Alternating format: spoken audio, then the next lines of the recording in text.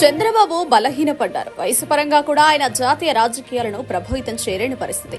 April నెలలో జరగనున్న ఎన్నికల్లో ఆంధ్రప్రదేశ్ అధికారంలోకి రావడం చంద్రబాబు నాయుడుకి అత్యంత ముఖ్యం. ఇప్పుడు అధికారంలోకి రాకపోతే చంద్రబాబు రాజకీయ జీవితం దాదాపు ముగిసినట్టే. ఈ కోణ నుంచి చూస్తే బీజేపీతో పొత్తును చంద్రబాబు కాదనుకోలేని పరిస్థితి. చదువుతుంటే టీడీపీ వ్యతిరేక కోణం కనిపిస్తోంది కదూ. ఇదేదో సాక్షి లేదా టీడీపీ వ్యతిరేక మీడియాలో ప్రచురితమైందని అనుకుంటున్నారా? కానీ అది ముమ్మాటికి కాదు. ఇది రాసింది ఆర్కే. చంద్రబాబు నాయుడు ప్రస్తుత రాజకీయ జీవితాన్ని ఇలా చెప్పింది ఆంధ్రజ్యోతి రాధాకృష్ణ. చంద్రబాబుకు డప్పు కొట్టే ఆయన ఒకేసారి ఇలా రాయడం ఆశ్చర్యకరమే. ప్రతి ఆదివారం ఆంధ్రజ్యోతిలో కొత్త పలుకుతో వర్తమాన రాజకీయ అంశాలపై తనదైన కోణాన్ని ఆవిష్కరించే రాధాకృష్ణ ఈ ఆదివారం మోదీకి ఎదురేది అనే శీర్షికతో భారీ వ్యాసమే రాశారు. ఈ పరంపరలో తెలంగాణ విషయాన్ని కాస్త పక్కన పెట్టి ఆంధ్ర రాజకీయాలకు మాత్రమే పరిమితమయ్యారు.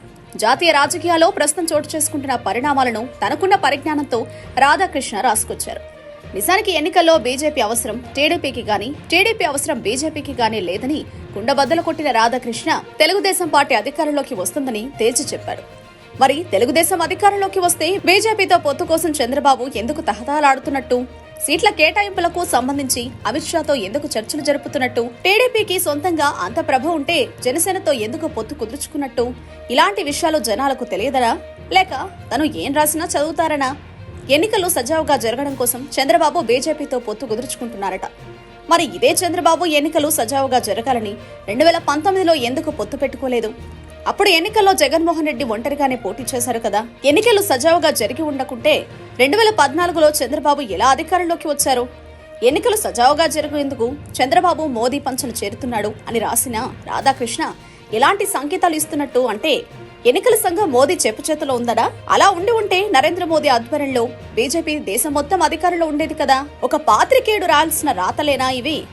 జగన్ వాళ్లకు అనుకూలంగా ఉన్నప్పుడు వచ్చే పార్లమెంట్ ఎన్నికల్లో నరేంద్ర మోదీకే మద్దతు ఇస్తారని తెలిసినప్పుడు బీజేపీ నాయకులు ఎందుకు టీడీపీ వైపు చూస్తారు? పాపం ఏదో రాసుకుంటూ పోయాడు కానీ లాజిక్ అస్సలు లేదు. ఒకప్పుడు సంకీర్ణ ప్రభుత్వంలో ఏర్పడినప్పుడు రాష్ట్రాల్లో ఉన్న ప్రభుత్వాలు ఇష్టానుసారంగా వ్యవహరించాయి.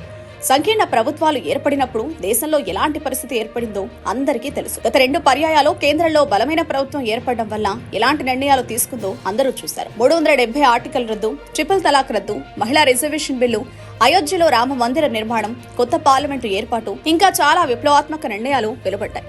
అప్పట్లో సంకీర్ణ ప్రభుత్వం ఉన్నప్పుడు చంద్రబాబు నాయుడు చక్రాలు తిప్పాడు. అంటే అలాంటి పరిస్థితి నేడు రావాలి అని రాధాకృష్ణ కోరుకుంటున్నాడా? వయసురీత్యా చంద్రబాబు నాయుడు జాతీయ రాజకీయాలను ప్రభావితం చేయలేనప్పుడు కేంద్రంలో సంకీర్ణ ప్రభుత్వం ఏర్పాటు కావాలి అని కోరుకోవడంలో అర్థమేంటి? తమిళనాడు రాజకీయాలను ఉదాహరణగా చూపుతున్న రాధాకృష్ణ రాజకీయ నాయకులు అవినీతికి పాల్పడుతున్నప్పటికీ కేంద్ర దర్యాప్తు సంస్థలు ఏం చేయకూడదనా? అవినీతికి పాల్పడిన నాయకులను అరెస్టు చేయకుండా వారు ఎలాంటి అక్రమాలకు పాల్పడినా కేంద్రం చూస్తూ ఉండాలా? ఇక మిగతా వ్యాసం గురించి చెప్పుకోవడం దండగా. మొత్తానికి చంద్రబాబు నాయుడు పల్లవి ఎత్తుకుని ఏదేదో రాసుకుంటూ పోయాడు రాధాకృష్ణ.